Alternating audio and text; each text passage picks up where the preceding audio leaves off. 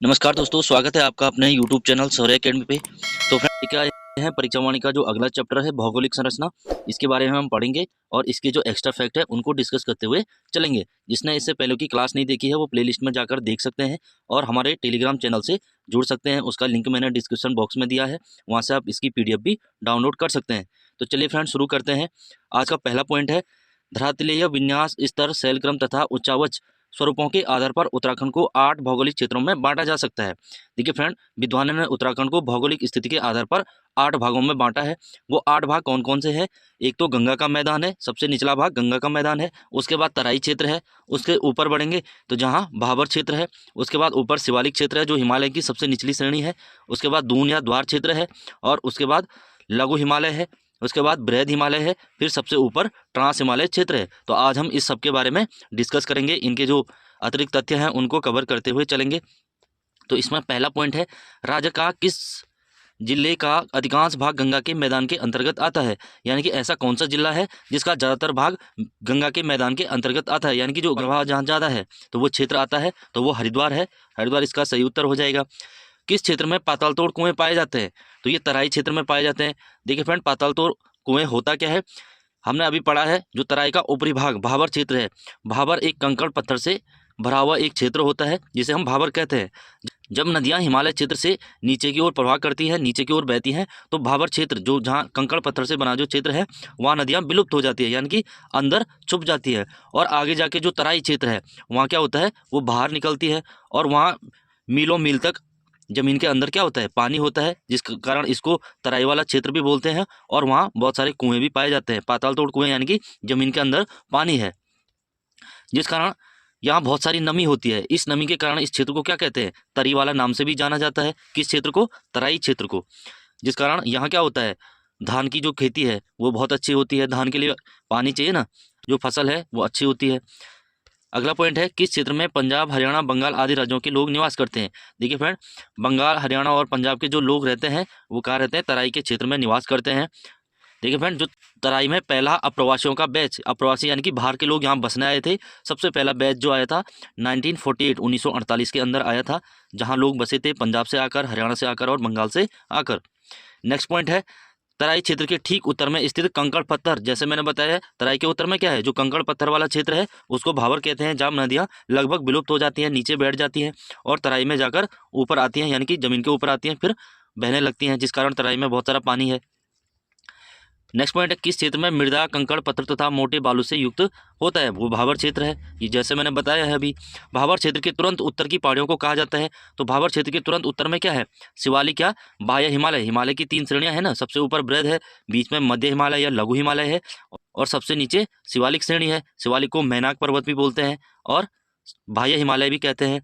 तो इसके नीचे यहाँ जाओगे तो ये भावर क्षेत्र है, फिर क्या है, तराई क्षेत्र है, फिर गंगा का मैदान है सबसे नीचे, और शिवालिक और मध्य हिमालय के बीच जो चौरस घाटियाँ हैं, समतल चौरस घाटियाँ हैं, उनको क्या कहते हैं, दून या द्वार। जैसे हरिद्वार है, देहरादून है, ये किसके मध्य है, शिवालिक और मध्य हिमालय के बीच जो घाटियाँ हैं, चौरस घाटियाँ, जो लंबी चौड़ी घाटियाँ हैं, वहाँ जो बसे शहर है उनको क्या कहते हैं, दून और द्वार।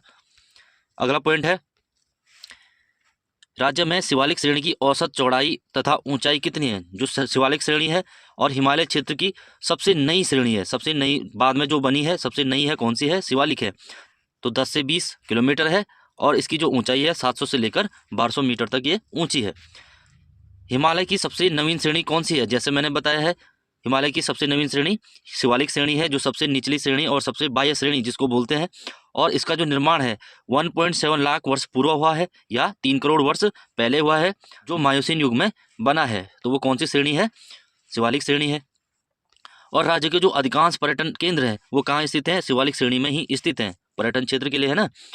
और अगला पॉइंट है, देहरादून के मंदरासू, बड़कोट, ऋषिकेश आदि स्थानों में पाए जाने वाले डोलामाइट चट्टानों से निकाला जाता है। तो चूना निकाला जाता है। चूना कहाँ से प्राप्त होता है, मंदरासू, बड़कोट और ऋषिकेश, खासकर जो देहरादून वाला क्षेत्र है वहाँ से चूना पत्थर का अधिक मात्रा में उत्पादन किया जाता है। जो डोलामाइट चट्टान है उसका उत्पादन किया जाता है।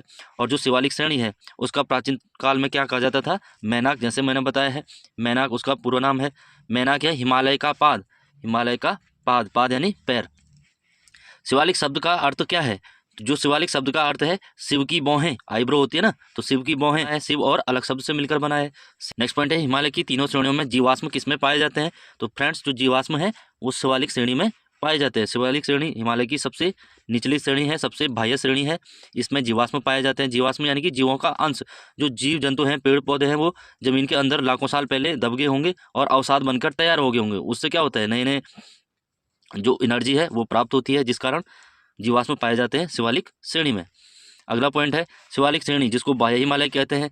मध्य हिमालय के बीच जो चौरस समतल 36 घाटियां हैं उनको क्या कहा जाता है? जैसे मैंने बताया, दून या द्वार, पश्चिम में दून और पूर्व में द्वार बोलते हैं। जैसे कोटद्वार है, हरिद्वार है, पश्चिम में देहरादून है, पाटली दून है, कोटा दून है, चौखम दून है, ये सारे क्या हैं? शिवालिक। और जो मध्य हिमालय है इनके बीच जो चौरस समतल घाटियां हैं, लंबी चौड़ी जो घाटियां हैं जहाँ शहर बसाए गए हैं, तो वो क्या है? दून या द्वार कहलाते हैं।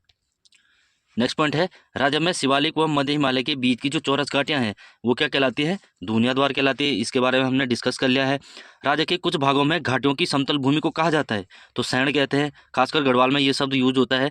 जो प्लेन एरिया होगा या फिर जो प्लेन क्षेत्र है, जो घाटियाँ प्लेन है या फिर जो प्लेन स्थान है, उनको क्या बोलते हैं? सैंड बोलते हैं, खर्क बोलते हैं, है ना। खर्क हो गया, सैंड हो गया, जो लंबे चौड़े मैदान होते हैं। अगला पॉइंट है, देहरादून, कोठरी, चौखंबा तथा पाटली दून, ये क्या है? दून या द्वार है। जैसे मैंने बताया, पूर्व में द्वार और पश्चिम में दून कहते हैं। राज्य का सबसे बड़ा व सबसे प्रसिद्ध दून या द्वार कौन सा है? जो 70 किलोमीटर लंबा है और 24 से 32 किलोमीटर चौड़ा है। तो सबसे फेमस दून कौन सा है? तो देहरादून है, जो राज्य की राजधानी है, जिसकी लंबाई कितनी है? 70 किलोमीटर है और चौड़ाई 24 से लेकर 32 किलोमीटर तक इसकी चौड़ाई है। देखिए फ्रेंड, जो मध्य हिमालय है, अगर हम उसकी बात करें कितना चौड़ा है, तो इसकी चौड़ाई है 70 से 100 किलोमीटर तक इसकी चौड़ाई है। और ऊंचाई कितनी है? 1200 से लेकर 4500 मीटर तक ये ऊंचा है। जैसे हमने पढ़ा था, 700 से लेकर 1200 तक कौन था? शिवालिक था। फिर उसके बाद मध्य हिमालय है, तो मध्य हिमालय 1200 से लेकर 4500 मीटर तक इसकी ऊंचाई है। नेक्स्ट पॉइंट है, मसूरी पहाड़ों की रानी है, ये सभी लोग जानते हैं। ये कौन सी श्रेणी में है? तो ये मध्य हिमालय श्रेणी में है। मसूरी हो गया, रानीखेत हो गया, ये सारे क्या है? मध्य हिमालय श्रेणी में स्थित है। जो पर्यटक स्थल है ना ये सारे, तो ये मध्य हिमालय श्रेणी में स्थित है। किस श्रेणी के पर्वत प्री कैम्बियन और पैलियोजोइक चट्टानों जैसे स्लेट, चूना पत्थर, सैल, क्वार्ज, नीस, ग्रेनाइट आदि से बने हैं? तो मध्य हिमालय की जो श्रेणी है वो बना है कब का? प्री कैम्बियन और पैलियोजोइक युग का जो चट्टाने हैं, जब स्लेट, चूना पत्थर, सैल, क्वार्ज, नीस, ग्रेनाइट, इनसे बने हैं कौन? मध्य हिमालय श्रेणी। और कुमाऊं क्षेत्र का जो अधिकांश ताल है, कुमाऊं क्षेत्र के जो अधिकांश ताल है किस पर है? तो ये मध्य हिमालय श्रेणी में स्थित हैं। जैसे नैनीताल है, नैनीताल में बहुत सारे ताल है ना, भीमताल, नौकुचिया ताल, ये सारे नैनीताल के अंदर हैं, मध्य हिमालय श्रेणी में आते हैं। प्राचीन ग्रंथों में वृहद हिमालय को क्या कहा गया है? तो हिमाद्री। हिमाद्री यानी कि बर्फ का घर। अगर हम बात करें मध्य हिमालय, मध्य हिमालय को कहते हैं हिमाचल। हिम का आंचल यानी कि हिमाचल। बर्फ गिरती है ना, बर्फ गिरती है 6 महीने, फिर 6 महीने पिघलकर वहाँ बुग्याल बनते हैं, तो उसको कहते हैं हिम का आंचल। जहाँ साल में कभी कभी बर्फ हो, हिम का आंचल हो, तो हिमाचल बोलते हैं मध्य हिमालय को। और हिमाद्री कहते हैं बृहद हिमालय को, जो सबसे ऊपर वाला हिमालय का पार्ट है। और सबसे निचला शिवालिक है, जिसको मैनाक पर्वत कहते हैं या हिमालय का पाद कहते हैं। देखिए फ्रेंड, जो शीतोष्ण संकटिबंधीय सदाबहार प्रकार के कोणधारी वन है वो कहाँ पाए जाते हैं? मध्य हिमालय श्रेणी में। मध्य हिमालय श्रेणी में कौन से पाए जाते हैं? कोणधारी वन। कोणधारी वन 900 से लेकर 1800 मीटर की ऊंचाई पर पाए जाते हैं कोणधारी वन। और हिमालय श्रेणी कहाँ से कहाँ तक है? तो 1200 से लेकर 4500 तक है मध्य हिमालय श्रेणी, तो इसी के बीच होते हैं जो कोणधारी वन है। देखिए फ्रेंड, जो लघुया मध्य हिमालय है, इसके अंतर्गत जो दूधातोली फैली है, दूधातोली श्रृंखला फैली है, वो चमोली में तो 40% है और पौड़ी में 60% है। तो इसको क्या कहते हैं? दूधातोली को क्या कहते हैं? उत्तराखंड का पामीर। उत्तराखंड का पामीर किसे कहते हैं? दूधातोली श्रेणी को कहते हैं, जो चमोली में भी है, पौड़ी में भी है और अल्मोड़ा में भी है। एग्जाम में आर का है, तो 3 जिलों में फैली है, पौड़ी, अल्मोड़ा और चमोली। देखिए फ्रेंड, जो दूधातोली है उत्तराखंड का पामीर, यहाँ से 5 नदियाँ निकलती हैं। 5 कौन सी निकलती हैं? पश्चिमी रामगंगा है, आटागढ़ है, पश्चिमी एवं पूर्वी नयार है, वोनो है, ये सारी कहाँ से निकलती हैं? दूधातोली श्रृंखला से। और जो राज्य की ग्रीष्मकालीन राजधानी है कौन सी है? गैरसैंण है। ये कहाँ पर है? दूधातोली एवं ब्यास श्रृंखलाओं के मध्य। ब्यास श्रृंखला, ब्यास श्रृंखला जो गैरसैंण है, दूधातोली और ब्यास श्रृंखलाओं के मध्य है। राज्य की जो अधिकांश पर्वत चोटियां हैं ये कहाँ स्थित हैं? तो बृहद हिमालय यानी कि उच्च हिमालय में जो सबसे ऊपर है, महान हिमालय, तो उसमें स्थित हैं। जैसे नंदा देवी है, कामेट है, नंदा देवी पूर्वी है ना, नंदाकोट है, ये सारे किस में है? ये बृहद हिमालय या उच्च हिमालय क्षेत्र में है।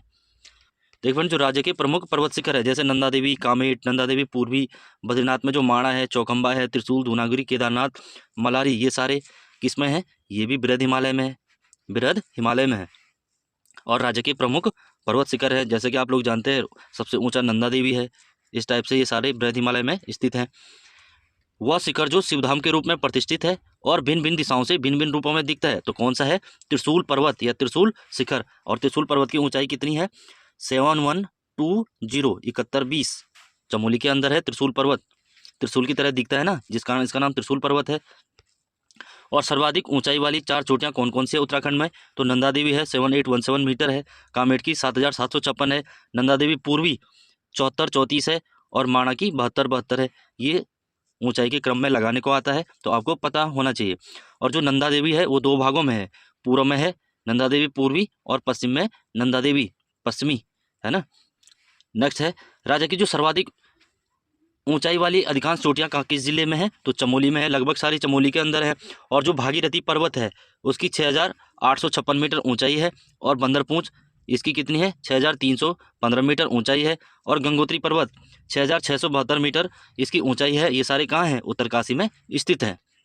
नेक्स्ट पॉइंट है, उच्च हिमालय क्षेत्र के विशाल हिमनद जो ग्लेशियर है साक्ष्य प्रस्तुत करते हैं। तो किसके साक्ष्य प्रस्तुत करते हैं? तो प्लास्टोन युग के जो हिमाच्छादन का है उसका साक्ष्य प्रस्तुत करते हैं। यानी कि जो ये बर्फबारी हुई है ये प्लास्टोसीन युग में हुई है। अगला पॉइंट है, फूलों की घाटी स्थित है। तो फूलों की घाटी बृहद हिमालय में स्थित है। और फूलों की घाटी की बात करें, इसको मेघदूत में क्या कहा गया है? अलका कहा गया है। और स्कंद पुराण में क्या कहा गया है? नंदन कानन, नंदन कानन। और सबसे पहले यहाँ कौन गया था? तो यहाँ गया था फ्रैंक स्मिथ, फ्रैंक स्मिथ, जिस कारण इसको फ्रैंक स्मिथ घाटी भी कहते हैं। और फूलों की घाटी के मध्य कौन सी नदी बहती है? तो पुष्पावती नदी बहती है। पुष्पावती नदी कहाँ बहती है? फूलों की घाटी के मध्य बहती है। किस श्रेणी में है? तो बृहद हिमालय श्रेणी में है। और जो बृहद हिमालय क्षेत्र के मूल निवासी हैं उनको क्या कहते हैं? तो उनको कहते हैं भोटिया। जैसे चमोली के अंदर मारछा है ना, तोलछा है, पिथौरागढ़ में सौका है, उत्तरकाशी में जाड़ है, ये सारे क्या है? भोटिया की उपजाति हैं। तो भोटिया लोग कहाँ निवास करते हैं? तो बृहद हिमालय क्षेत्र में निवास करते हैं। प्रश्न आता है कि जो भोटिया लोग हैं या फिर बृहद हिमालय में निवास करने वाले सबसे बड़ी जनजाति कौन सी है? तो भोटिया है। या फिर भोटिया लोग कहाँ निवास करते हैं? तो बृहद हिमालय में सर्वाधिक निवास करते हैं। और जो बृहद हिमालय क्षेत्र में ग्रीष्मकाल में पशुचारण हेतु आते हैं उनको क्या कहते हैं?